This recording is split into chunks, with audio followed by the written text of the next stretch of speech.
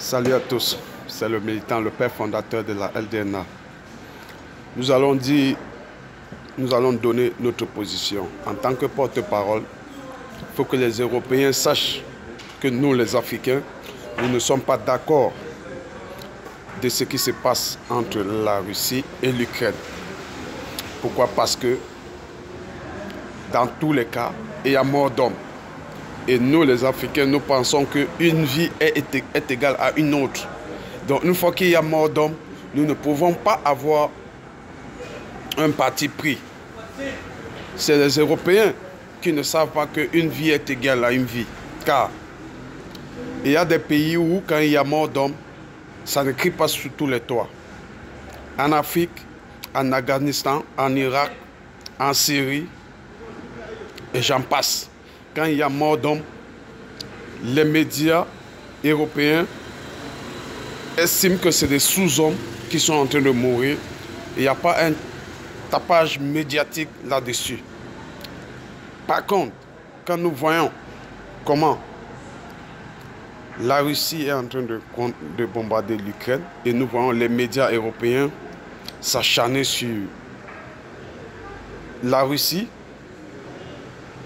nous les rappelons à comprendre que ce n'est pas nécessaire, car ils ne sont pas crédibles pour condamner la Russie.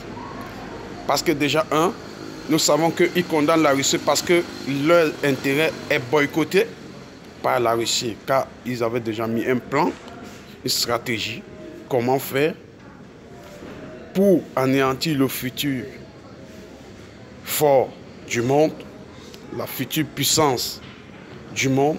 Ils avaient déjà mis une stratégie comment l'anéantir.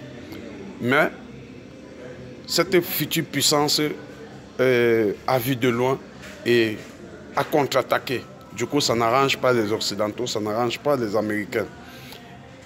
Et nous allons dire aux Occidentaux, si vous voulez condamner les morts de Poutine, commencez d'abord par condamner les morts que vous avez, les gens que vous avez assassinés en Afghanistan. En 20 ans, la France et les États-Unis, ils ont tué combien d'Afghans? Nous ne pouvons pas compter. Combien d'exilés? Nous ne pouvons pas compter. La France en Afghanistan nous a compté ces morts à eux, les soldats qui sont décédés. Ils ont compté les soldats américains qui sont décédés, mais ils n'ont pas compté les civils afghans. Ils nous ont fait comprendre que ces civils étaient des terroristes. Ce qui les mérite, c'est la mort. En Irak, il y a eu combien de morts? Nous ne pouvons pas compter. En Centrafrique, au Mali, tout territoire où l'Occident ou l'Amérique posait les pieds, les morts se comptent par milliers. Et jamais les Européens n'ont jamais endossé ces morts. Seule l'Allemagne dernièrement a reconnu être responsable des milliers de morts, je pense au Kenya ou je ne sais pas quel pays africain. L'Allemagne a reconnu être responsable des milliers de morts dans le passé. Chose que la France traîne le pas à faire. Assumer les morts qu'ils ont occasionnés en Afrique ou en Afghanistan, en Syrie, en Irak, partout où ils ont déposé les pieds. Jusqu'à aujourd'hui, les Africains qui sont assassinés au Mali, la France nous fait comprendre que ce sont des terroristes. Chaque fois, les Africains sont exterminés en nous faisant comprendre que ce sont des terroristes. Par contre, les Africains, ils n'ont pas, le Mali surtout, ils n'ont aucun moyen de se fournir les armes si ce n'est la France qui les fournit. Et maintenant que le Mali a compris que ce sont ses enfants qui sont en train de mourir, ils peuvent bien dialoguer autour d'une table. Cela n'arrange pas la France. Donc, ceci, je veux revenir en disant aux Occidentaux, aux médias français, aux médias européens, d'arrêter de donner le portrait de la Russie comme le représentant de Satan sur la terre. Par contre, si on regarde les dégâts que la Russie a causés à travers le monde et les dégâts que les Européens ont causer à travers le monde et les États-Unis aussi. Il n'y a pas comparaison. Donc, si vous voulez que Poutine arrête ce manège dans lequel il se trouve, appelez Zelensky et faites-le comprendre d'aller dialoguer avec son frère Poutine, c'est son voisin.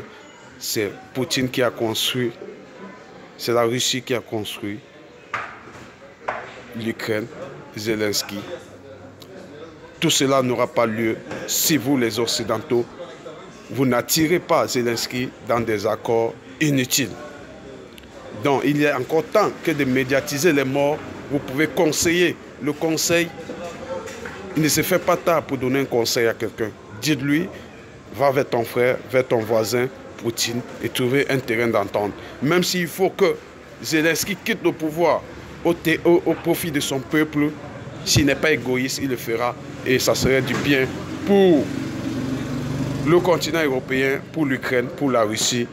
Et l'égoïsme de Zelensky, les gens en ont marre de voir des leaders égoïstes pour leur intérêt personnel. Ils sont prêts à sacrifier le peuple, tout en faisant croire au peuple que la souveraineté du pays est mise en danger. Non, non.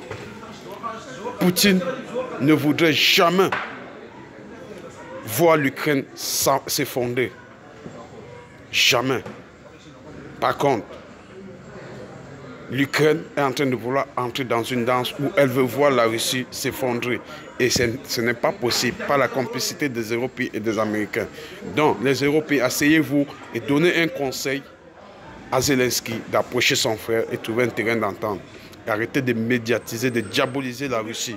Parce que vous, vos dégâts que vous avez commis dans le Moyen-Orient, dans les pays arabes et en Afrique, nous ne pouvons pas compter le nombre de morts et des dégâts matériels.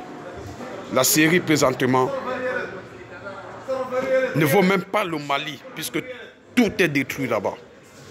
Donc, sur ça, prenez conscience, conseillez Zelensky d'approcher son frère Poutine et il y aura un terrain d'attente. C'était le militant. Salut, salut, ciao, ciao, on est ensemble.